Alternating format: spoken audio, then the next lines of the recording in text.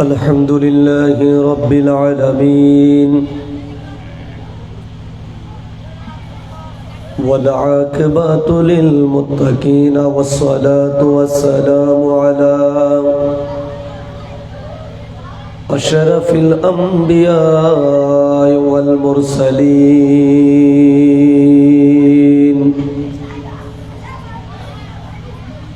وعلى آله وصحابه وأهل بيته وعلماء أهل سنته وأولياء ملته والعاشقين والذاكرين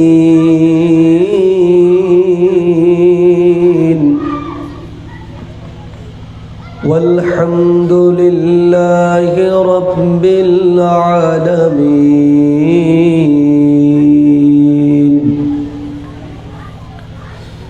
فقد قال الله تعالى في كلامه المجيد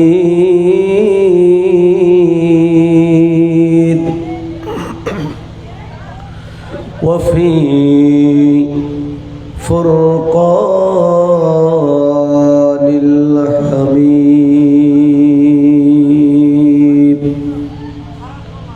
যারা পারুন আমার সাথে সাথে পড়ুন আউযু বিল্লাহি মিনাশ শাইতানির রাজীম. বিসমিল্লাহির রাহমানির রাহিম.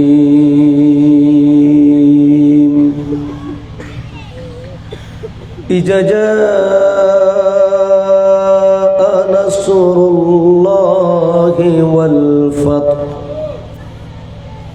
ورأيت الناس يدخلون في دين الله أفواجا فسبح بحمد ربك واستغفر إنه كان توابا. صدق الله المولانا العظيم وصدق رسوله النبي الكريم ونحن على ذلك من الشاهدين والشاكرين والحمد لله رب العالمين. إن الله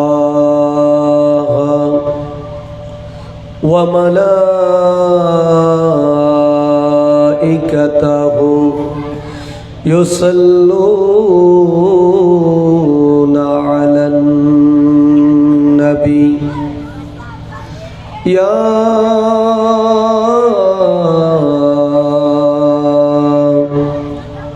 أيها الذين آمنوا صلوا عليه وسلموا تسليما. اللهم صل على سيدنا مولانا محمد وعلى سيدنا مولانا. প্রিয় ভাইরা, দরুদ শরীফ পড়লে কি ভালো লাগে না খারাপ লাগে? ভালো। একটু মহব্বতে বলতো, ভালো না খারাপ? গুনাহ হয় না নেক হয়?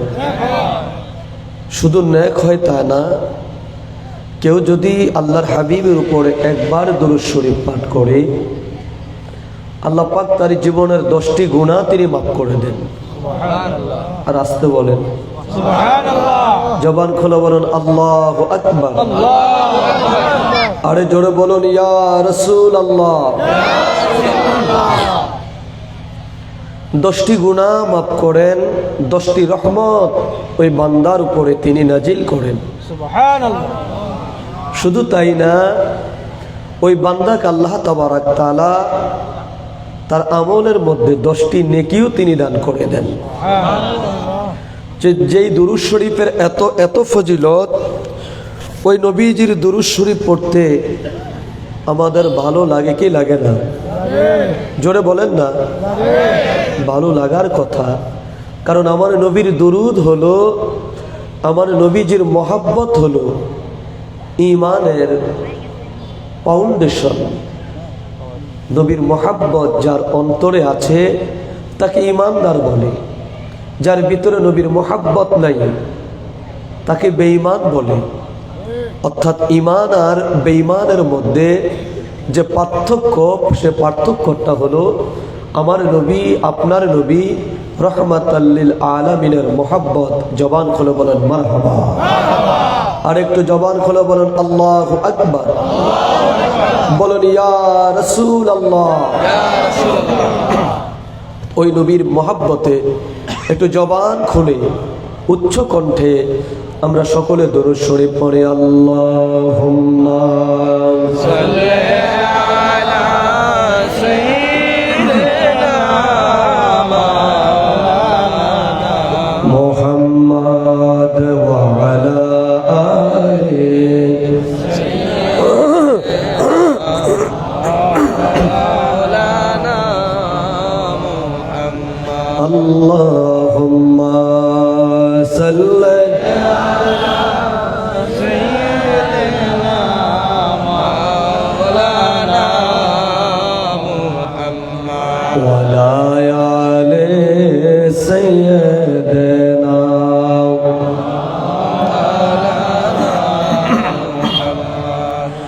উড়ে যাও রে রাতের হাওয়া,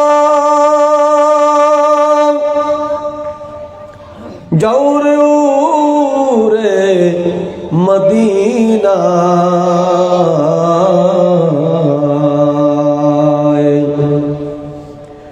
এ গোলামদের সালাম দিও,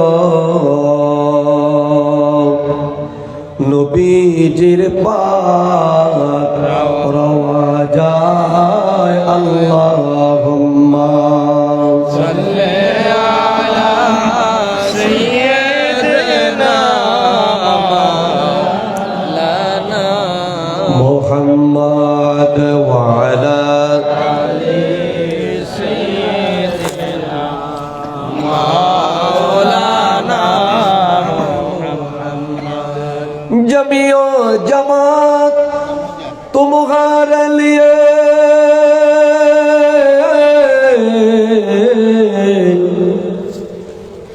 मकीनो मका तुम्हारे लिए, सारे जहां हो तुम्हारे लिए, बने दो जहां में तुम्हारे लिए। अल्लाहुम्मा सल्ली अला सय्यिदिना मौलाना मुहम्मद व अला आलि सय्यिदिना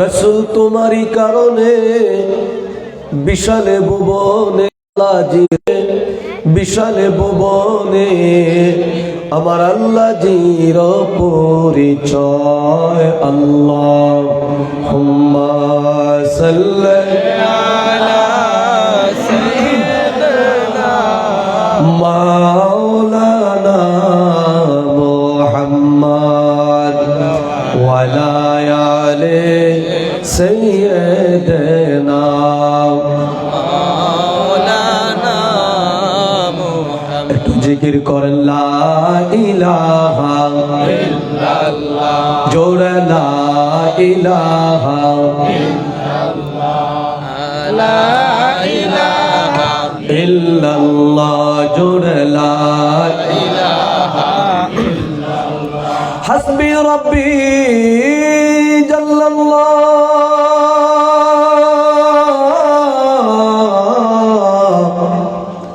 মা ফি কলবি গায়রুল্লাহ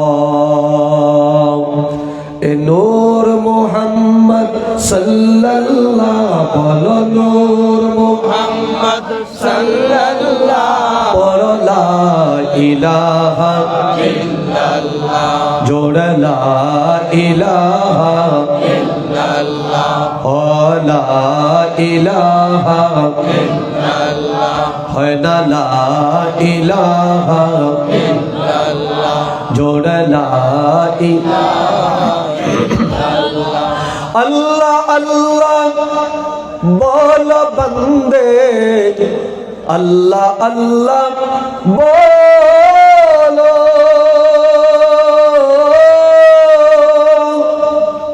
अल्लाह अल्लाह बोलो बंदे अल्लाह अल्लाह बोलो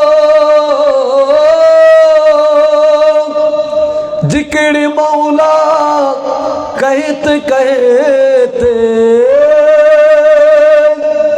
जिक्र मौला कहते कहते राहे जन्नत चलो मुसलमान ला इलाहा इल्लल्लाह जोड़ ला इलाहा इल्लल्लाह हो ला इलाहा इल्लल्लाह हो ला इलाहा जोड़ ला इलाहा ला इलाहा इल्लल्लाह मुहम्मदुर रसूलुल्लाह पढ़ুন सल्लल्लाहु अलैहि वसल्लम अल्लाह अल्लाह अल्लाह अल्लाह अल्लाह अल्लाह जबान खोले अल्लाह अल्लाह अल्लाह अल्लाह अल्लाह अल्लाह अल्लाह अल्लाह अल्लाह मरहबा अल्लाह जबान खोले हाथ हाथ अल्लाह अल्लाह अल्लाह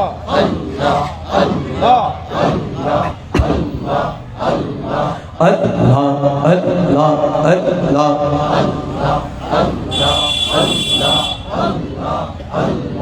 अल्लाह अल्लाह अल्लाह अल्लाह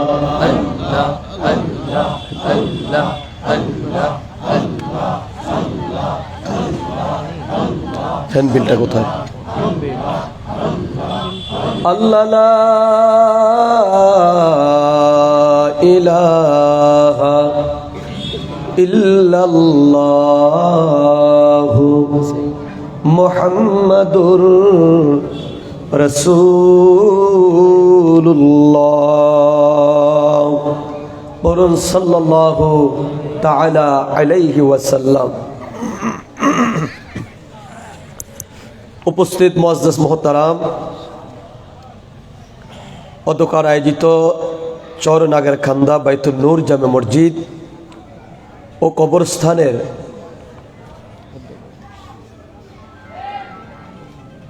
চরনাগের কান্দা বাইতুল নূর জামে মসজিদের মুসল্লিদের উদ্যোগে ও কবরবাসীর এবং কবরবাসীদের রুহের মাগফিরাত কামনায় আজকের এই পবিত্র ওয়াজ ও দোয়ার মাহফিলের ইন্তজাম করা হয়েছে। মহতী এই মাহফিলের সম্মানিত প্রধান অতিথি, প্রধান মেহমান, যিনি কিছুক্ষণ আগে আমার পূর্বে আপনাদের সম্মুখে সংক্ষিপ্ত বক্তৃতা দিয়ে বিদায় নিলেন, জনাব মোহাম্মদ রফিক কবিরাজ, সাধারণ সম্পাদক দোহার উপজেলা যুবদল কৃষক দল। অধ্যকার মাহফিলের সম্মানিত বিশেষ বক্তা আমার পূর্বে যিনি আলোচনা করলেন, হযরতুল আল্লাহ মাওলানা কামরুল ইসলাম সালেহী সাহেব, ইমাম ও খতিব অত্র মসজিদ, বিশেষ অতিথি হিসাবে উপস্থিত আছেন জনাব মতিউর রহমান খান, সভাপতি দোহার উপজেলা জাকের পার্টি। আমার ভাইকে মঞ্চে আসার জন্য আমি সবিনয় অনুরোধ জানাচ্ছি। জনাব মোহাম্মদ শামসুল হক, বিশিষ্ট ব্যবসায়ী। জনাব মোয়াজ্জেম মাতব্বর, বিশিষ্ট সমাজসেবক। জনাব মোহাম্মদ মোফাজ্জল হোসেন, সভাপতি মাহমুদপুর ইউনিয়ন বিএনপি। জনাব মোহাম্মদ রিফন, প্রবাসী। জনাব মোহাম্মদ সিন্টু মোল্লা, বিশিষ্ট সমাজসেবক। জনাব মোহাম্মদ মকবুল তালুকদার, সাধারণ সম্পাদক রায়পাড়া ইউনিয়ন বিএনপি। জনাব মোহাম্মদ সুজন মাহমুদ আনসারি, সাবেক সাংগঠনিক সম্পাদক দোহার উপজেলা যুবদল। জনাব সোহেল রানা, সাবেক সিনিয়র সহসভাপতি দোহার উপজেলা ছাত্রদল। জনাব মোহাম্মদ ফরিদ মোল্লা, আহ্বায়ক মাহমুদপুর ইউনিয়ন স্বেচ্ছাসেবক দল। জনাব আরিফুল ইসলাম নোয়াব, সাবেক যুগ্ম সাধারণ সম্পাদক জয়পাড়া বাজার। জনাব মোহাম্মদ সালাউদ্দিন দাওয়ান, বিশিষ্ট সমাজসেবক।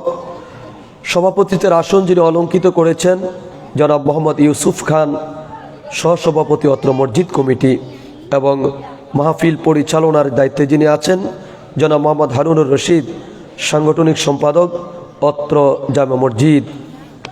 আমার সফর সঙ্গী হিসাবে উপস্থিত আছেন মাওলানা জিয়ারুল হক পঞ্চগড় এবং মাওলানা আবদুল্লাহ নোমান রোহিতপুরী সহ বিভিন্ন এলাকা থেকে আগত মুরব্বিয়ানে কেরাম, যুবক ভাইয়েরা, পর্দার অন্তরালে আমার মা বোনেরা, যে যেখান থেকে বসে মাইকের আওয়াজ শুনতে পাচ্ছেন, সকলের প্রতি আমার আন্তরিক সালাম এবং মোবারকবাদ। আসসালামু আলাইকুম ওয়া রাহমাতুল্লাহি ওয়া বারাকাতুহু। মহান রব্বুল ইজ্জাতের দরবারে অসংখ্য অগণিত কালিমাত শুকুর আদায় করি যে মহান আল্লাহ পাক আমাদেরকে মেহেরবানি করে, দয়া করে, ভালোবেসে এই পবিত্র জান্নাতের বাগানে বসার সুযোগ করে দিলেন। সে মহান রব্বে কারিমের দরবারে অবনত চিত্তে, দিলকে উজাড় করে, মোহাব্বতে আমরা সকলে পড়ি আলহামদুলিল্লাহ। আর একটু জোরে বলুন আলহামদুলিল্লাহ। বক্সের আওয়াজ কানে আসতেছে না, এদিকে একটু ঘুরিয়ে দেন। মোহতারাম হাজিরিন, দুরূদ ও সালাম সেই নবী পাকের দরবারে যিনি নবীদের নবী, কুল কায়নাতের নবী, সৈয়দুল আম্বিয়া, নবিউল আম্বিয়া। আমার দিকে দিবে, আপনার নাকি আমার দরকার। নবী মুহাম্মদুর রাসূলুল্লাহ সাল্লাল্লাহু তাআলা আলাইহি ওয়াসাল্লামের দরবারে বাংলাদেশ ওলিয়া আল্লাহদের দেশ। আলহামদুলিল্লাহ বলেন না? বাংলাদেশের ইসলামের ইতিহাস ওলিয়া আল্লাহদের আনিত ইসলামের ইতিহাস, ঠিক না বলেন? যে যত কথাই বলুক, বাংলাদেশের 18 কোটি মানুষের 18 কোটি মসজিদও যদি হয়, যদি জিজ্ঞাসা করা হয় এই দেশে ইসলাম কে এনেছে, উত্তর একটাই আসবেন, ইসলাম এনেছে শাহজালাল, শাহপরান, খাজা খান জাহান আলী, খাজা ওয়াজেদ আলী, খাজা কমরউদ্দিন রুমি, খাজা এনায়েতপুরী, এইরকম আল্লাহর ওলি যারা আছে, বিশ্ব ওলি সহ, তারা এই দেশে ইসলাম এনেছে। তাদের পূর্বপুরুষগণ ইসলাম এনেছে। কথা বলুন ঠিক কিনা? তাই আমরা যেখানে থাকি, যত বড় জ্ঞানী গুণী আমরা হই না কেন, সন্তান যেমনিভাবে মাস্টার ডিগ্রি নয়, পৃথিবীর শ্রেষ্ঠ বিজ্ঞানী হলেও যেমনিভাবে সন্তান ওই কৃষক বাবাকে সম্মান দিতে হয়। ছেলে যদিও অনেক বড় বিজ্ঞানী, বাবা যদি কৃষক হয়, জেলেও হয়, মাছওয়ালাও যদি হয়, সন্তান যেমনি করে বাবাকে সম্মান দেওয়া লাগে, ঠিক এই দেশে আমরা যত বড় আলেম হই, যত বড় বুজুর্গ হই, আমাদের ইসলামের আলোচনা করতে গেলে বাংলাদেশে ওলি আল্লাহদেরকে সম্মান দিতে হয়। এটাই স্বাভাবিক নিয়ম এবং রীতি। কথা বলেন ঠিক কিনা? আল্লাহ পাক ওলি আল্লাহদের সোহবত এবং মহব্বতে আমাদেরকে থাকার তৌফিক দান করুক। সকলে বলুন আমিন। আর জবান খুলে বলেন আমিন। প্রিয় ভাইয়ের আমার, আলোচনা সুদীর্ঘ নয়, কনকনে শীতের রাত। আমি সংক্ষিপ্তভাবে কিছু কথা বলে আপনাদেরকে নিয়ে আখিরি মোনাজাত দিব। তবে আমার কথাগুলো এলোমেলো নয়, আমার কথাগুলো সুশৃঙ্খল হবে এবং বিষয়ভিত্তিক হবে। যদি কথাগুলো অন্তরের কান লাগে শুনতে পারেন, হৃদয়ের মধ্যে যদি এগুলো গিট্টু দিয়ে রাখতে যদি পারেন, তাহলে ইনশাআল্লাহ কমপক্ষে আপনাকে এই বিষয়ের উপরে কেউ আপনাকে ধোঁকা দিতে পারবে না। আজকে এমন কিছু কথা আপনাদের সম্মুখে উপস্থাপন করতে চাই। আল্লাহ কবুল করুক। সকলে বলেন আমিন। মানব জাতির হেদায়েতের মহাগ্রন্থের নাম জোরে বলতে হবে, আরো জোরে বলতে হবে। কোন সন্দেহ আছে? তাম পৃথিবীতে যত দেশ আছে, প্রত্যেক দেশের একটি সংবিধান আছে। আর তাম পৃথিবীর মানব কল্যাণের জন্য আল্লাহ তাবারাক তাআলা মূলত একটি সংবিধান তিনি দিয়েছেন। সেই সংবিধানের নাম হলো কোরআনুল কারীম। কথা বলুন, কোরআনুল কারীম। যেই কোরআনুল কারীমের শুরুতে সূরাতুল বাকারার 2 নম্বর আয়াত আল্লাহ তাবারাক তাআলা জানিয়ে দেন, যালিকাল কিতাবু লা রাইবা ফীহি হুদাল লিল মুত্তাকিন। আল্লাহু আকবার বলেন। আল্লাহু আকবার। এই সেই মহাগ্রন্থ, এই মহাগ্রন্থের এমন এক গ্রন্থ যার মধ্যে লা রাইবা ফীহি, যার মধ্যে কোনো প্রকার সন্দেহের অবকাশ নেই। সকল প্রকার সন্দেহের ঊর্ধ্বে যে কিতাব। পৃথিবীর যত বড় দার্শনিক বলেন, সকল দার্শনিকগণ বই লেখে, কিতাব লেখে, এর মধ্যে একটা ভূমিকা দেয়, লেখকের কথা দেয়, মন্তব্য দেয়। লেখক তার লেখার মধ্যে, মন্তব্যের মধ্যে লেখে, আমি এই বই লিখতে গিয়ে, আমি এই গ্রন্থ লিখতে গিয়ে আমার লেখনির ভিতরে যদি কোনো প্রকার ভুল ত্রুটি হয়ে যায়, সম্মানিত পাঠক মহোদয়ের কাছে আমার অনুরোধ থাকবে, ক্ষমার দৃষ্টিতে দেখে আমাকে অবগত করবেন। পরবর্তী সংকলনে তা পরিবর্তন করে দেওয়া হবে। কিন্তু পৃথিবীর মধ্যে একমাত্র কিতাব আল কোরআন। এই কোরআনুল কারীমের সবচেয়ে বড় যে সূরা, সেই সূরার নাম হলো সূরা আল বাকারা।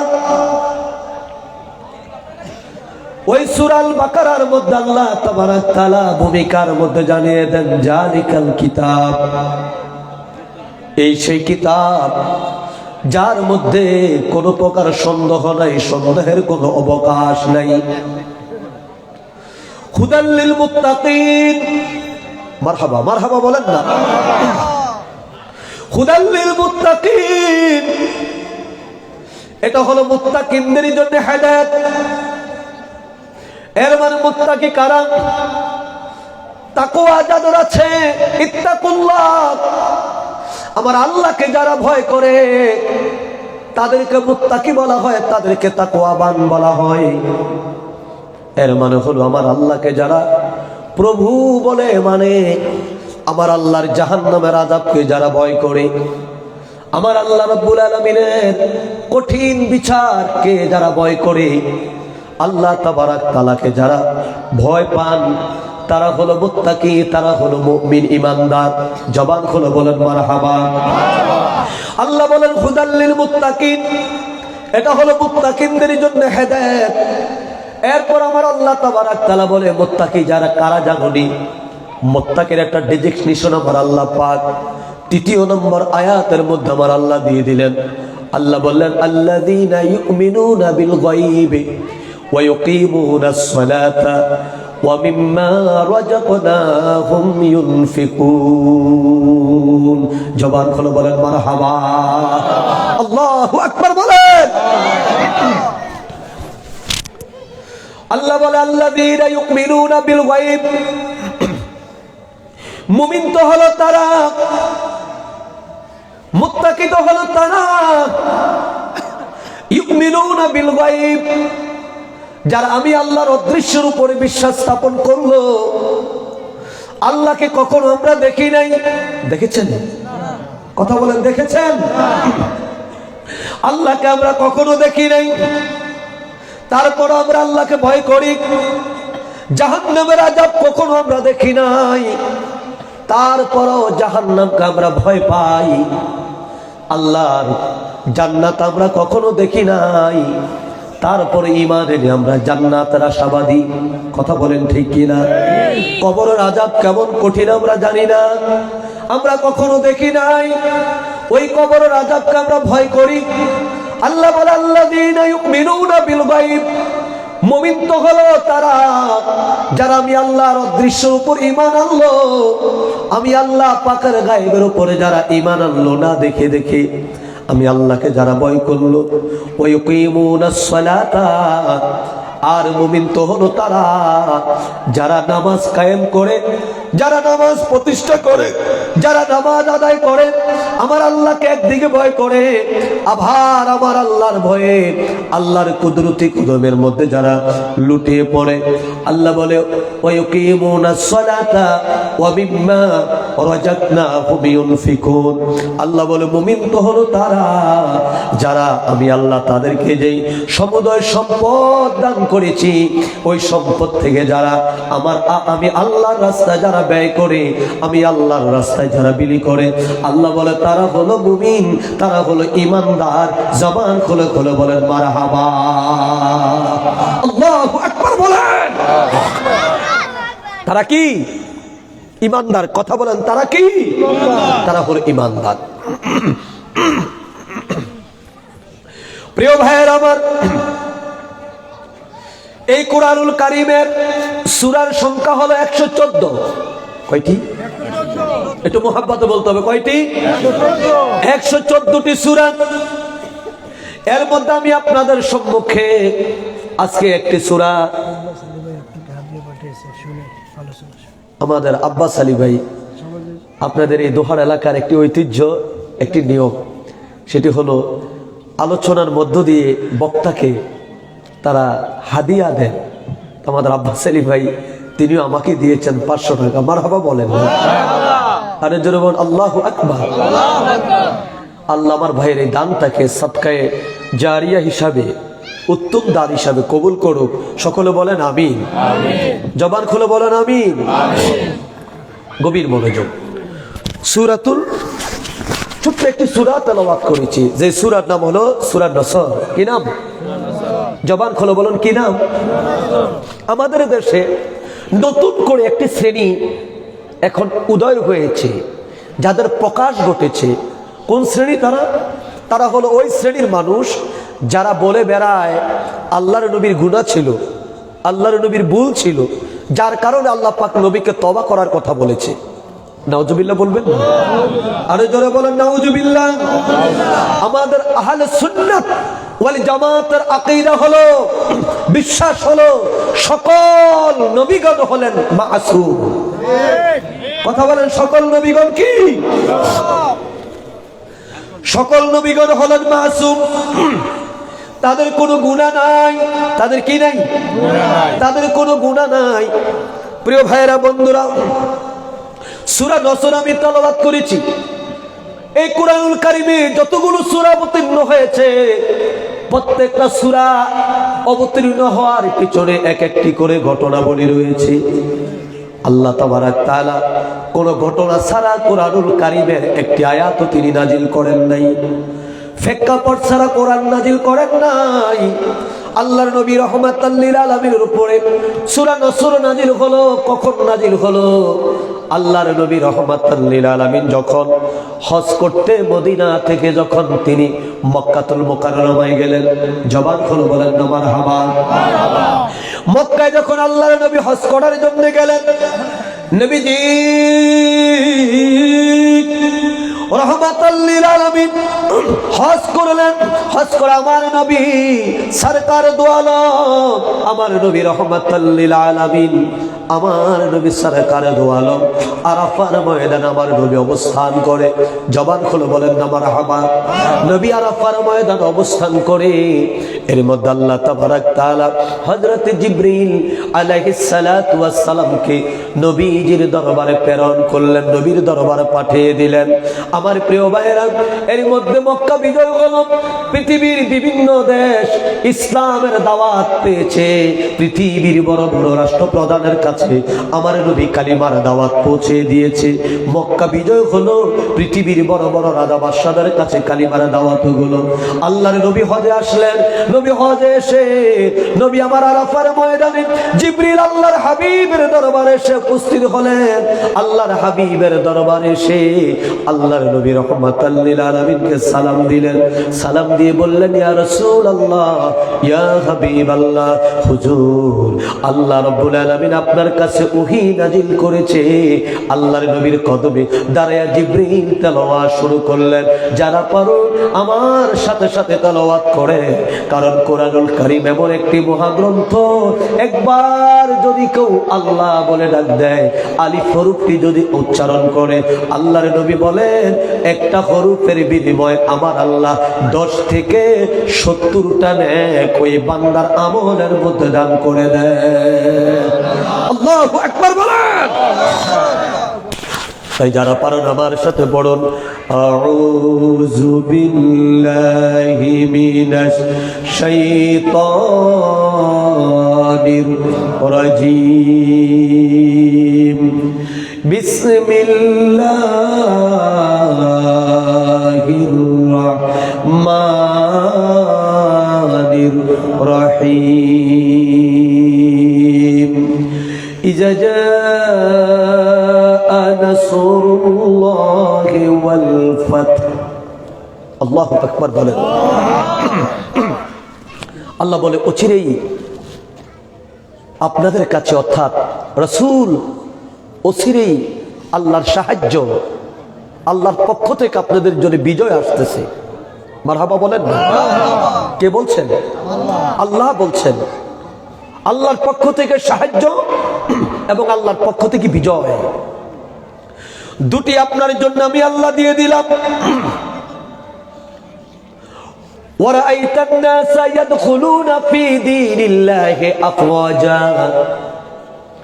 যখন আল্লাহর পক্ষ থেকে সাহায্য আসবে, আল্লাহর পক্ষ থেকে যখন বিজয় আসবে, হে হাবিব আমার, হে মাহবুব আমার, তখন আপনি দেখতে পারবেন, আপনি তখন দেখবেন মানুষেরা দলে দলে দলে দলে ইসলামের সুমহান পতাকার তলে, কালিমার এই পতাকা তলে তারা ঐক্যবদ্ধ হবে। এখনো যারা ইসলাম গ্রহণ করে নাই, আপনি দেখবেন এখন থেকে আমি আল্লাহর সাহায্য, আমি আল্লাহর বিজয়ের ঘোষণার পরে ইসলামের সুমহান পতাকা তলে ইসলাম ধর্মে দলে দলে লোকেরা এসে কালিমা পড়বে। কালিমা পড়ে তারা মুসলমান হয়ে যাবে। জবান খুলে বলেন মারহাবা। আর এখন আপনি কি করবেন? ফাসাব্বিহ বিহামদি রাব্বিকা ওয়াস্তাগফির। আপনি আপনার পরওয়ারদিগারের প্রশংসা করুন, আর আপনি আপনার পরওয়ারদিগারের দরবারে বেশি বেশি করে ইস্তেগফার করেন, তওবা করেন, তওবা করেন, ইস্তেগফার আপনি করেন।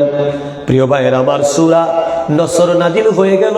আল্লাহর নবী রাহমাতাল লিল আলামিন সাহাবীদেরকে বলল, সাহাবীরা, এ আমার সাহাবীরা, আমার উট কোথায়? আমার উট নিয়ে আসো, আমার সওয়ারি নিয়ে আসো। আল্লাহর নবী রাহমাতাল লিল আলামিন তাড়াতাড়ি করে সওয়ারি আনতে বললেন। নবী আমার সওয়ারির উপরে, উটের উপর আমার নবী সওয়ার হয়ে হাজার লক্ষ মানুষের সামনে আমার নবী বললেন, ও আমার সাহাবীরা শোনো, ও মুসলমানেরা শোনো, আল্লাহ তাবারাক তাআলা সূরা নসর আমার উপর নাযিল করেছে, অবতীর্ণ করেছে। হাদিস শরীফের মধ্যে এসেছে, ইবনে আব্বাস রাদিয়াল্লাহু তাআলা আনহু, বাইহাকি শরীফের হাদিস, ইমাম বাইহাকি বলেন, ইবনে আব্বাস রাদিয়াল্লাহু তাআলা আনহু বলেন, আল্লাহ পাকের কোরআনের 114 খানা সূরা, 114 খানা সূরার মধ্যে সর্বশেষ যে যে সূরা অবতীর্ণ হয়েছে, যেই সূরা নাজিল হয়েছে, এই সূরার নাম হলো সূরা নসর। জবান খুলে বলেন মারহাবা। ওরে ইয়া রাসূলুল্লাহ, ইয়া হাবিবাল্লাহ, ইয়া রাসূলুল্লাহ, ইয়া রাসূলুল্লাহ, ইয়া হাবিবাল্লাহ, ইয়া রাসূলুল্লাহ, হাবিবাল্লাহ, ইয়া রাসূলুল্লাহ, ইয়া রাসূলুল্লাহ। শুনেছি হাদিসে দেখিলে আপনাকে জীবনের গুনাহ জড়িয়ে পড়ে। শুনেছি হাদিসে দেখিলে আপনাকে জীবনের গুনাহ জড়িয়ে পড়ে। ওগো দিও গো দেখা দয়া করিয়া, দিও গো দয়া করিয়া, ইয়া রাসূলুল্লাহ, ইয়া হাবিবাল্লাহ, ইয়া রাসূলুল্লাহ, ইয়া রাসূলুল্লাহ, ইয়া হাবিবাল্লাহ, ইয়া রাসূলুল্লাহ, ইয়া হাবিবাল্লাহ, ইয়া রাসূলুল্লাহ, ইয়া হাবিবাল্লাহ, ইয়া রাসূলুল্লাহ, ইয়া হাবিবাল্লাহ। জবান খুলে বলেন মারহাবা, আর জোরে বলেন আল্লাহু আকবার। তাহলে কেউ যদি জিজ্ঞাসা করে আপনাকে কোরআনের কোন সূরা সর্বশেষ নবীর উপরে নাজিল হয়েছে, কি বলবেন? জোরে বলেন না, কি বলবেন? সূরা নসর নাজিল হয়েছে। কোথায় নাজিল হয়েছে? আরাফার ময়দানে। মারহাবা, মারহাবা বলেন। এই সূরা নসর যখন অবতীর্ণ হলো, নাজিল হলো, আল্লাহ তাবারাক তাআলা তার মধ্যে মুমিনদের, ঈমানদারদের, মুসলমানদের বিজয়ের ঘোষণা তিনি করলেন। সাহাবীদের মধ্যে আনন্দের ঢেউ উঠেছে, সাহাবীদের মধ্যে আনন্দের বন্যা হয়েছে। কারণ আল্লাহ নিজে বলেছে আল্লাহর সাহায্য মুমিনদের জন্য তিনি দিবেন। আবার তিনি বিজয়ের ঘোষণাও তিনি করলেন। আবার আল্লাহ নিজে বলছে পৃথিবীর মানুষেরা দলে দলে দলে দলে এখন কালিমার পতাকা তলে তারা সমবেত হবে। প্রিয় ভাইয়ের আমার, বন্ধুরা আমার, আল্লাহর নবী রাহমাতাল লিল আলামিন এবার তিনি উটের উপর থেকে নেমে তিনি তিনার তাবু মোবারকে চলে গেলেন।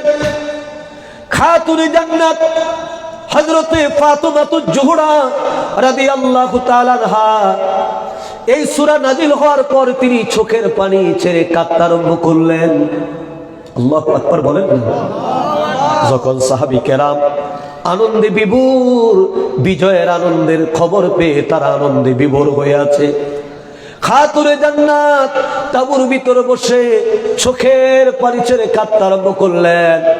আল্লাহর নবী রাহমাতাল লিল আলামিন জিজ্ঞাসা করে, ফাতেমা গো, ও ফাতেমা, কেন আপনি কাঁদেন? ফাতেমা বলে, আব্বাজান, সূরা নসর নাজিল হয়েছে, আমি বুঝতেছি এই পৃথিবীর বুকে আর আপনি বেশি দিন থাকবেন না। আপনি আমাদেরকে ফাঁকি দিয়ে, আমাদেরকে এতিম বানায়া আপনি চলে যাবেন আপনার মা সুখের সাথে। ওই পরকালে আপনি চলে যাবেন, আপনি চলে যাবেন আল্লাহ পাকের দরবারে। তার ইঙ্গিত আমি পেয়েছি। আল্লাহর নবী বুঝতে পারলেন আমার ফাতেমা আমার আল্লাহর ইঙ্গিত বুঝে গেছে। নবী বলে, ফাতেমা, ও ফাতেমা, কেঁদো না গো মা, তুমি কেঁদো না, কেঁদো না, আর তুমি কেঁদো না। আব্বা জান, আপনি চলে গেলে কাকে নিয়ে থাকবো? কার কাছে আমি যাব? কে আমার সান্ত্বনা দিবে? আল্লাহ নবী বলো, ফাতেমা, তুমি কেঁদো না, আমি নবী রাহমাতাল লিল আলামিন তোমার জন্য একটি সুসংবাদ দিয়ে যাই। আব্বাজান কি সুসংবাদ আপনি বলেন? নবী বলে, ফাতেমা গো, আমার ইন্তেকালের পরে, আমার উফাতের পরে, আমার বিদায়ের পরে, আমার আহলে বায়তদের মধ্যে সর্বপ্রথম যার ইন্তেকাল, ওই ইন্তেকালের মাধ্যমে আমি নবী রাহমাতাল লিল আলামিনের সঙ্গে কবরে দেখা হবে, কবরের মধ্যে সাক্ষাৎ হবে। তিনি হলেন আপনি ফাতেমাতুজ জোহরা রাদিয়াল্লাহু তাআলা আনহা। জবান খুলে বলেন সুবহানাল্লাহ। সালাম মুন্সি নাগের কান্দা। সালাম মুন্সি ভাই, তিনি দিয়েছে 500। মারহাবা বলেন, আল্লাহ কবুল করেন। প্রিয় ভাইয়েরা, বন্ধুরা, গভীর মনোযোগ। সাহাবী কেরাম, আম্মা জান আয়েশা সিদ্দিকা বলে, এ ফাতেমা, আপনি কাঁদতেছিলেন, এখন আপনি আবার কেন হাসেন? খাতুনে জান্নাত বলে, মা, ও মা, আমি যখন আমার বাবার বিচ্ছেদে আমি যখন কাতর হয়েছিলাম, বাবা চলে যাবে, আমি যখন বুঝতে পারলাম, আমি যখন কাঁদতেছিলাম, আমার বাবা রাহমাতাল লিল আলামিন আমাকে বলল, ফাতেমা কেঁদো না, কেঁদো না। আমার ইন্তেকালের পরে সর্বপ্রথম আমার আহলে বায়তদের মধ্যে যিনি আমার সঙ্গে কবরে দেখা করবে, তিনি হবেন আপনি ফাতেমাতুজ জোহরা রাদিয়াল্লাহু তাআলা আনহা। জবান খুলে বলেন মারহাবা। আল্লাহু আকবার বলেন। তাফসীর এসেছে, কিতাব এসেছে, ঠিক তাই হলো। আল্লাহর নবীর ইন্তেকালের 6 মাসের মাথায়, কত মাস? 6 মাসের মাথায় আল্লাহর হাবিবের পরিবার আহলে বায়তদের মধ্যে যার ইন্তেকাল হলো, তিনি হলো হযরতে খাতুনে জান্নাত ফাতেমাতুজ জোহরা রাদিয়াল্লাহু তাআলা আনহা। জবান খুলে বলেন মারহাবা। এর মানে আমার নবী রাহমাতাল লিল আলামিন উম্মতের কতটুকু তিনি জানেন, উম্মতের বিষয়ে কতটুকু তিনি অবগত। আমার নবীর উম্মতের মধ্যে কে জান্নাতি হবে, কে জাহান্নামী হবে, নবী জানেনি? কি কোন নবী জানে? জানে না? আমার নবী জানে। মদিনার রাস্তা দিয়ে আমার নবী হেঁটে যায়, বাইহাকি শরীফের হাদিস, নবী মদিনার রাস্তা দিয়ে হেঁটে যায়, হঠাৎ করে আল্লাহর নবী রাহমাতাল লিল আলামিন থমকে দাঁড়িয়ে গেলেন। সাহাবী কেরাম তারাও দাঁড়িয়ে গেলেন। সাহাবীরা বলে, ইয়া রাসূলুল্লাহ, কেন দাঁড়াইলেন? নবীজি বলে, সাহাবীরা রে, আমি দেখতে পাই এই রাস্তার কিনারায় 2 জন ব্যক্তির কবর। কয়জন? জোরে জোরে জোরে জোরে। 2 জন ব্যক্তির কবর। আমার নবী শুধু উম্মতের খবর জানে তা না, নবীর উম্মত কোন নেক আমলের কারণে জান্নাতে যাবে, কোন বদ আমলের কারণে নবীর উম্মত জাহান্নামে যাবে, আমলটার নাম কি? কবিরা গুনাহ না সগীরা গুনাহ, জেনার গুনাহ না দুর্নীতির গুনাহ, আমার নবীকে আমার আল্লাহ তাবারাক তাআলা তাও জানিয়ে দিয়েছে। জবান খুলে বলেন মারহাবা। আল্লাহু আকবার বলেন। সাহাবীগণ থমকে দাঁড়িয়ে গেলেন। নবীজি বলে, আমি দেখতে পাই রাস্তার কিনারায় 2 জন ব্যক্তির কবর। কয়জন? জবান খুলে বলেন না, কত? 2 জন ব্যক্তির কবর।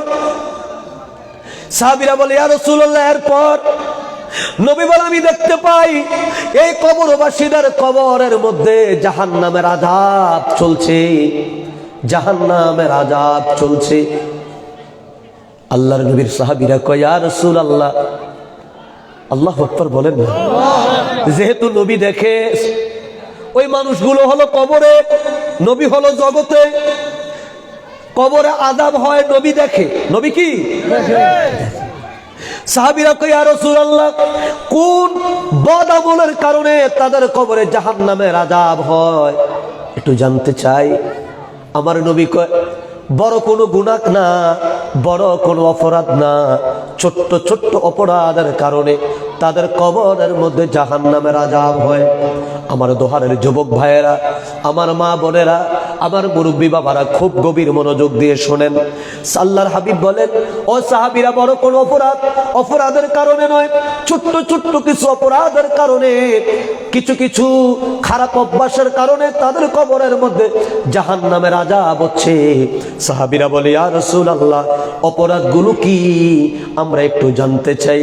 আমার প্রিয় ভাইয়েরা, আমার নবী আমার আল্লাহকে কেমন এলেম দিয়ে দান করেছেন, এলমে গায়েবের ক্ষমতা, এলমে গায়েব প্রকাশ করার কতটুকু তিনি প্রাধান্য দিয়েছেন, কতটুকু পাওয়ার দিয়েছেন, কতটুকু অনুমতি দিয়েছেন, একটু গভীর মনোযোগ দিয়ে শোনেন।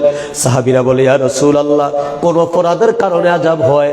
নবী কয়েকজনের অপরাধ ছিল, এলাকার মধ্যে বাড়িতে বাড়িতে ঝগড়া লাগাইয়া দিত, ভাই ভাইয়ের মধ্যে ঝগড়া লাগাইয়া দিত, গ্রামে গ্রামে ঝগড়া লাগিয়ে দিত, দোকানে বসে এর দোষ এর কাছে, এর দোষ এর কাছে, এর বদনাম এর কাছে, ভাইয়ের বদনাম ছোট ভাইয়ের কাছে, ছোট ভাইয়ের বদনাম বড় ভাইয়ের কাছে।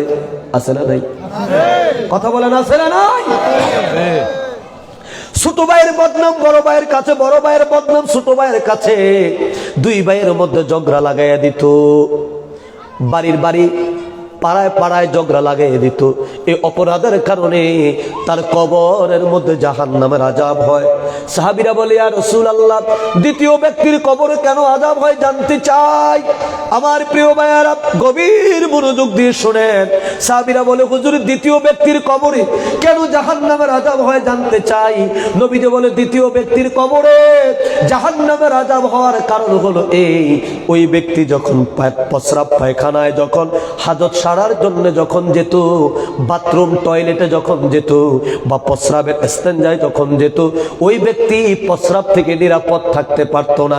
এমন জায়গায় বসে এমন ভাবে প্রস্রাব করত, তার প্রস্রাব আবার তার গায়ে রিপিট করে তার জামা কাপড়টা অপবিত্র করে দিত। জবান খোলো, কোন নাউজুবিল্লাহ।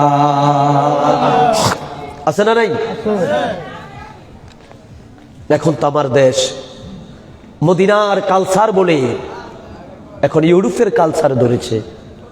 অনেক যুবক আছে এখন বসার ইচ্ছা থাকলেও বসে প্রস্রাব করার ব্যবস্থা আল্লাহ তাকে দেয় নাই। কথা বলেন না, বলবেন ভাই কেন দেয় নাই?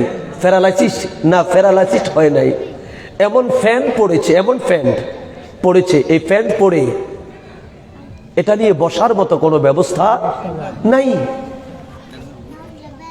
দাঁড়িয়ে প্রস্রাব করতে হয়। একটা কথা স্পষ্ট, যারা দাঁড়িয়ে প্রস্রাব করে তাদের প্রস্রাবগুলো তাদের গায়ে ব্যবহৃত কাপড়ের মধ্যে লেগে যায়।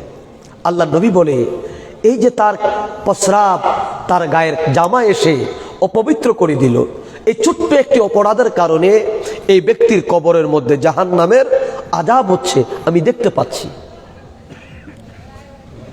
সাহাবীরা বলে, হুজুর, তাহলে এখন কি করবেন? কষ্ট হচ্ছে আপনাদের? এখন কি করবেন? আল্লাহ হাবিব বলে, যাও একটা খেজুরের ঢাল ভেঙে নিয়ে আসো। সাহাবীরা বলে, আমরা একটা খেজুরের ঢাল আনলাম। হুজুর এটা দুই ভাগ করে দুইটা কবরের উপর পুঁতে দিলেন। মারহাবা বলেন না? দুইটা কবরের উপর লাগিয়ে দিলেন। সাহাবীরা বলে, হুজুর, কবরে আযাব হচ্ছে ভিতরে, আপনি কবরের উপরে খেজুরের ঢাল লাগালেন। আমাদের মুন্সিগঞ্জে, ঢাকার এই অঞ্চলে, আপনাদের এলাকায় কবরের উপরে কি লাগান আপনারা? নতুন কবরের উপরে বড়ির ঢাল না খেজুরের ডাল? কিসের ডাল? খেজুর গাছের ঢাল লাগান। দেখ, আমি যদি বলি ভাই খেজুরের ডাল কেন লাগান, লাভটা কি? কি জন্য খেজুরের ঢাল লাগাবেন? উত্তর কি আপনাদের জানা আছে? আমরা কবরের উপরে তুষ ছিটাই, কুড়া ছিটাই না? কেন ছিটাই? এটার উত্তর পাওয়া যায়, মুরব্বীদেরকে আমি জিজ্ঞাসা করেছি, বলছে এটা শিয়াল থেকে নতুন কবরকে হেফাজত করার জন্যে, না হলে শিয়াল কয়েকটা মিলে লাশ তুলে নিয়ে যাবে, যার কারণে তুষ ছিটাই। তো একটা ফজিলত পেলাম। বলো, তুষ কেন? বলছে, নতুন কবর উপরে যখন তুষ থাকে, যখন শিয়াল এসে নাকে টান দেয়, টান দিলে নাক দিয়ে তুষ ঢুকে, শিয়াল পালাইয়া যায়। আমি চিন্তা করলাম বুদ্ধিটা ভালো না, বুদ্ধিটা অত্যন্ত চমৎকার। তো সাহাবীরা বলে, ইয়া রাসূলুল্লাহ, আযাব হচ্ছে কবরের ভিতরে। কোথায়? ভিতরে, কবরের ভিতরে। আর আপনি খেজুরের ঢাল লাগালেন তার উপরে, লাভটা কি হবে? আল্লাহর হাবিব বলেন, এই খেজুরের ঢালটা যতক্ষণ পর্যন্ত তাজা থাকবে, শুকাবে না, ততক্ষণ পর্যন্ত সে আল্লাহর জিকির করে। আর আসতে কোন মারহাবা বলেন। যতক্ষণ পর্যন্ত খেজুরের ডাল না শুকাবে, তাজা থাকবে, ততক্ষণ পর্যন্ত আমার আল্লাহর জিকির করে। আর আমার আল্লাহর জিকির যেই কবরস্থানের পাশে হয়, ওই কবরের আযাব আমার আল্লাহ তাবারাক তাআলা লাঘব করে দেয়, কমিয়ে দেয়। মারহাবা বলেন না? এর মানে খেজুরের ডাল, মনে রাখবেন, যতদিন পর্যন্ত কবরবাসীর কবরের উপর এটা না শুকায়, যতদিন পর্যন্ত এটা তাজা থাকবে, ততদিন পর্যন্ত আমার আল্লাহ তাবারাক তাআলা ওই কবরের মধ্যে আযাব দেয় না। আমার আল্লাহ কবরের আযাব তিনি মাফ করে দেয়। জবান খুলে বলেন মারহাবা। আর এটা শুকানোর মধ্যেও কিছু ইঙ্গিত আছে। কিছু মানুষের কবরের উপরের খেজুরের ঢাল দেখবেন 2 দিনে শুকাইয়া কাঠ হয়ে যায়, ঠিক না? আবার দেখবেন অনেক মানুষের কবরের উপরে 1 মাস হয়ে যায়, ওই খেজুরের ডাল শুকায় না। আমি নিজে দেখেছি, এই খেজুরের ডাল থেকে খেজুরের গাছ হয়েছে। সুবহানাল্লাহ বলবেন না? খেজুরের কাণ্ড থেকে, ডাল থেকে খেজুর গাছ হয় না, খেজুর গাছ হয় খেজুরের বীজ থেকে। কিন্তু আমি দেখেছি এই খেজুর গাছের ডাল থেকে মাইয়াতের কবরের উপরে খেজুরের গাছ হয়েছে। তো বলেন, খেজুরের ডাল যদি আল্লাহর জিকির করে, ওই জিকিরের কারণে যদি কবর আযাব আমার আল্লাহ বন্ধ রাখে, যার কবরের উপরে খেজুরের ডাল থেকে খেজুরের গাছ হয়েছে, ওই কবরে আল্লাহর রহমত আছে না নাই? এর মানে নেককার আর বদকার, এই একটা খেজুরের ঢাল ফলো করলে আপনি বুঝতে পারবেন।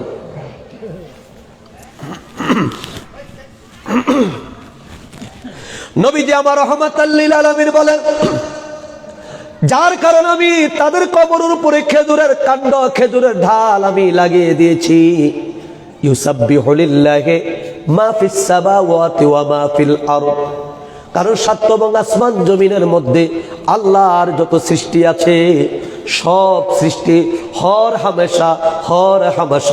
হামেশায় যার জিকির করে, তিনি আর কেউ নয়, তিনি হলেন আমার আল্লাহ রব্বুল আলামিন। কথা বলেন ঠিক কিনা?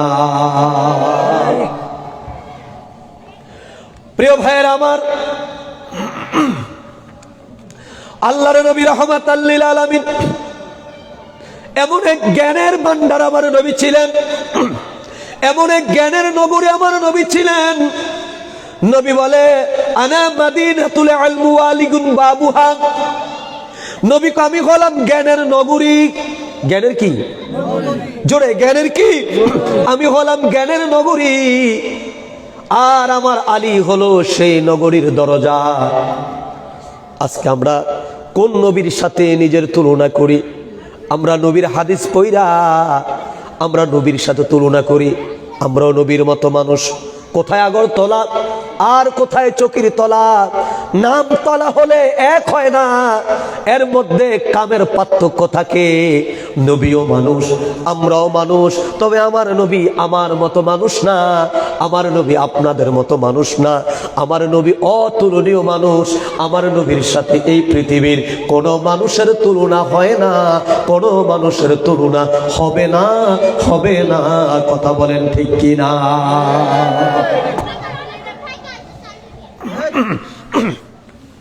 সূরা নসর নাজিল হলো, সাহাবীরা আনন্দিত।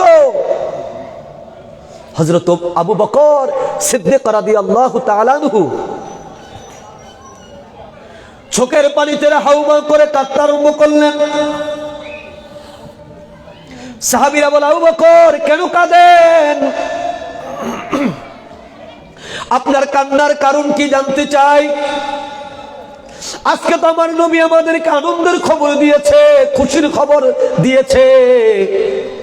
আল্লাহর পক্ষ থেকে আমাদের জন্য সাহায্য আসতেছে, আমাদের জন্য বিজয় আসতেছে। তামাম পৃথিবীর বিভিন্ন দেশ থেকে লোকেরা দলে দলে কালিমার পতাকার নিচে তারা আসতেছে।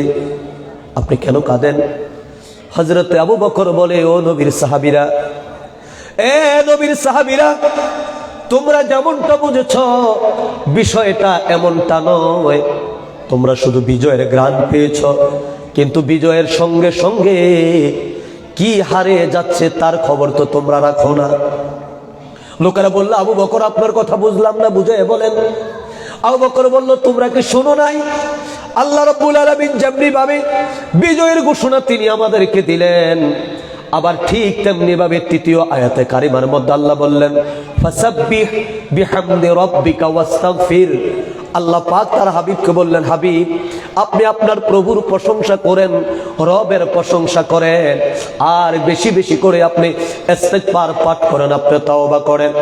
এ নবীর সাহাবীরা, এতে করে আমি আবু বকর বুঝতেছি, আল্লাহু আকবার বলেন, এতে করে আমি আবু বকর বুঝতেছি আল্লাহর নবী রাহমাতাল লিল আলামিন এই পৃথিবীর বুকে আর বেশি দিন আমার নবী রাহমাতাল লিল আলামিন থাকবেন না। আমাদের এতিম বানায়া, আমাদের পাগল পানা বানায়া, আমাদের শোক সাগর ভাসাইয়া আল্লাহর নবী পরলৌকিক জগতে তিনি চলে যাবেন, কবরের জগতে তিনি চলে যাবেন, রওজা আতহারে তিনি চলে যাবেন। এই জন্য আমি কাঁদি, বিজয় হবে রে, কিন্তু আমি আল্লাহর নবী রাহমাতাল লিল আলামিনকে হারিয়ে ফেলবো, এই কারণে আমি কান্দি। আমার প্রিয় ভাইয়েরা, এবার বিদায় হজের কাজ সম্পূর্ণ করে নবী আমার চলে গেলেন মক্কা থেকে মদিনায়। আল্লাহু আকবার বলেন। মক্কা থেকে নবী মদিনায় চলে গেলেন। মদিনায় চলে গিয়ে নবী অসুস্থ হয়ে পড়লেন, নবীর বুকে ব্যথা, আল্লাহর নবী কথা বলতে পারে না, নবী দাঁড়াইতে পারে না। আল্লাহর নবী হুকুম করলেন, বেলাল আযান দাও। মসজিদে নববীর মধ্যে আজান হলো। বেলালের আজানের ধ্বনি শুনে মসজিদে নববীর মধ্যে সাহাবী কেরাম নামাজের জন্য সারিবদ্ধ হয়ে দাঁড়িয়ে আছে।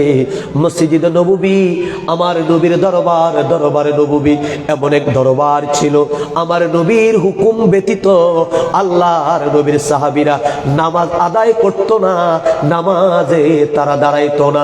নবী যখন হুকুম দিতেন মসজিদে নববীতে আজান হতো, নবী যখন হুকুম দিতেন মসজিদে নববীর মধ্যে জামাত হতো। কারণটা কি? কারণ হলো আমার নবী হলো মালিকে শরীয়ত। আমার নবী হ্যাঁ বললে উম্মতের জন্য হালাল, আমার নবী যদি বলে না এটা উম্মতের জন্য হলো হারাম। কথা বলেন ঠিক কি না?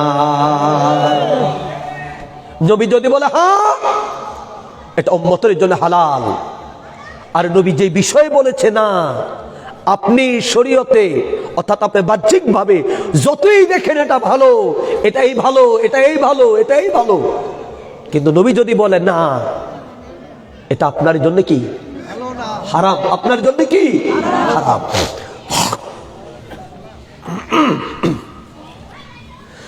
হযরত বেলাল আযান দিলেন, সাহাবী কেরাম নামাজে দাঁড়িয়ে আছে। নবী আসবে, মসজিদে নববীতে নামাজ শুরু হবে। ঘড়ির কাঁটা ঘুরে আল্লাহর নবী রাহমাতাল লিল আলামিন ডাক দিয়ে বলে, আয়েশা গো, ও আয়েশা পানি দাও, ওযু করব।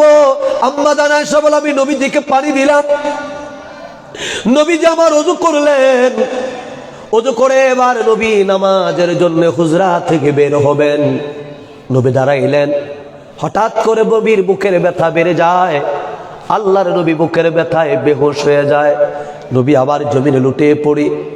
সাহাবীরা দাঁড়িয়ে আছে, কারণ সূর্য সময় কারো জন্য বসে থাকে না। কথা বলেন ঠিক কি না? সূর্য সময় কারো অপেক্ষা করে না। আল্লাহর নবী বেহুশ হয়ে পড়লেন। সাহাবীরা মসজিদে নবীতে দাঁড়ানো, নবী আসে না, সাহাবীরা নামাজও আদায় করে না। আম্মা জান আয়েশা বলে, আল্লাহর নবী কিছুক্ষণ পর জ্ঞান ফিরে আসলেন। নবী আমার ডাকতে বলে আয়েশা পানি দেন। আমি আবার নবীকে ওযুর পানি দিলাম। নবী আবার ওযু করলেন। আমার নবী আবার মসজিদের দিকে আবার রওনা করলেন। নবী দাঁড়াইলেন, আবার বুকের ব্যথা চেপে বসলো আমার নবীকে। নবী আবার বেহুশ হয়ে যায়। আরে আম্মা জান আয়েশা বলে সাহাবীরা দাঁড়িয়ে আছে, নামাজ পড়ে না। দীর্ঘক্ষণ পরে নবীর জ্ঞান ফিরে আসলে নবীকে আয়েশা পানি দেন। আমি আবার আল্লাহর নবীকে পানি দিলাম। তিনবার আমার নবী ওযু করলেন। নামাজের জন্য নবী যাবে, নামাজের জন্য নবী যাবে। আজকে মসজিদে একটা মাইক কেন 10টা মাইক লাগায় যদি আজান দেয়, খানে কাবার মুয়াজ্জিন দিয়ে যদি আজান দেয়। আমাদের দেশে এক শ্রেণীর মানুষ আছে, চায়ের দোকানের আড্ডা, চায়ের দোকানের মহাব্বত তারা ছাড়তে পারে না। তারা মসজিদে না এসে চায়ের দোকানে বসে বসে আড্ডায় তারা মত্ত হয়ে যায়, আড্ডায় তারা বেবর হয়ে যায়। কথা বলেন ঠিক কিনা? অথচ ওই নবীর উম্মত, ওই উম্মতের নবী রাহমাতাল লিল আলামিন নামাজে যাবে। নবী তিনবার বেহুশ হলেন। আল্লাহু আকবার বলেন। নবী বেহুশ হয়ে যায়। আম্মা জান আয়েশা বলেন সাহাবী কেরাম দাঁড়িয়ে আছে, কেউ নামাজের মধ্যে দাঁড়ায় না, কেউ নামাজে দাঁড়ায় না। আল্লাহর নবী রাহমাতাল লিল আলামিনের জ্ঞান যখন ফিরে আসলো, নবী বুঝতে পারলেন নবী আজকে আর জামাতের মধ্যে যেতে পারবেন না, ইমামতি নবীর দ্বারায় আর হবে না। নবী অসুস্থ হয়ে পড়েছে। প্রিয় ভাইয়েরা আমার, বন্ধুরা আমার, এবার আল্লাহর নবী ডাকতে বলে সাহাবীরা রে, এ আমার সাহাবীরা, আমার আবু বকর কোথায় রে? আমার আবু বকর কোথায়? আমার আবু বকরকে বলো আমি নবী রাহমাতাল লিল আলামিন যেখানে দাঁড়ায় ইমামতি করতাম, যেখানে দাঁড়ায় ইমামতি করি রে, আমার আবু বকর যেন মেহরাবে চলে যায়। আজকে আমার আবু বকরের নেতৃত্বে মসজিদে নববীতে জামাত অনুষ্ঠিত হবে। জবান খুলে বলেন মারহাবা। আল্লাহু আকবার বলেন। আল্লাহর নবী রাহমাতাল লিল আলামিন আবু বকরকে ইমাম বানিয়ে দিলেন। মারহাবা বলেন না। হযরত আবু বকরকে ইমামতির দায়িত্ব আমার নবী দিয়ে দিলেন। হযরত আবু বকর নবীর হুকুমে মসজিদে নববীর মিম্বার মেহরাব মুবারকে চলে গেলেন। নামাজ শুরু হলো। আল্লাহর নবী ডাকতে বলে আয়েশা, হুজুর, এরে আয়েশা, আমার হুজরার জানালাটা খুলে দাও। আম্মা জান আয়েশা বলে আমি হুজরার জানালা খুলে দিলাম। নবী বলে আয়েশা রে, আমার একটু ধরে তুমি বসায়া দাও। আল্লাহর নবীর প্রিয়তম স্ত্রী, প্রিয় ধর্মিনী আম্মা জান আয়েশা বলে আমি আমার নবীকে পিছন থেকে জড়িয়ে ধরে নবীর বুক পিঠ মোবারক আমার বুকের মধ্যে আমি লাগাইয়া আল্লাহর নবীকে আমি বসে ধরে আছি। নবী আমার কোলের মধ্যে বসে আছে। ও পৃথিবীর লোকেরা শোনো, আল্লাহর নবী রাহমাতাল লিল আলামিন কোন আমলটা আমাদেরকে জীবনের শেষ বেলায় দিয়েছে, আর আজকে সেই আমল থেকে আমরা অনেক দূরে চলে গেছি।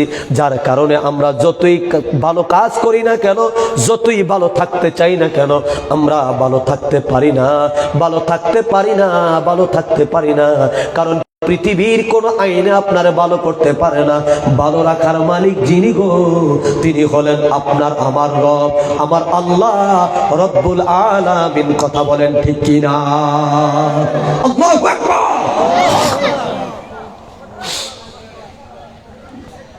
আম্মা জান বলে আমি নবীরে ধরে ধরে আছি। নবীজি আমার সরকারে দো আলম মসজিদে নবীর দিকে তাকাইয়া চোখের পানি ছেড়ে নবী কাঁদতে শুরু করলেন। আম্মা জান বলে ইয়া রাসূলুল্লাহ, আপনার কি বুকের ব্যথা বেড়েছে?